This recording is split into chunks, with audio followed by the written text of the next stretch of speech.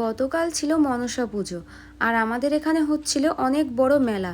তো চলে গেছিলাম মেলাতে। অনেক দিন ধরে আমার মন চাইছিল একটা বড় শিবলিঙ্গের পুজো করব বাড়িতে। তো খুব বড় না, এবার ঘরে যতটা মানায় ততটাই নিয়ে এসছি। দেখো, আমরা কোনো ব্যাগ নিয়ে যাইনি, তার জন্য দোকানদার ওই কাকুই দিয়ে দিয়েছিল বস্তার মধ্যে করে, কারণ অনেকটাই ভারী ছিল।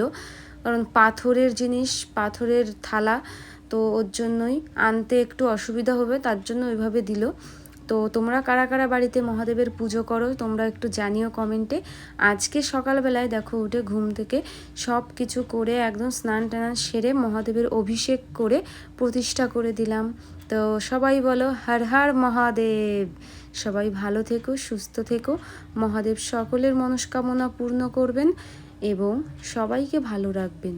তো শুভ সকাল, নমস্কার।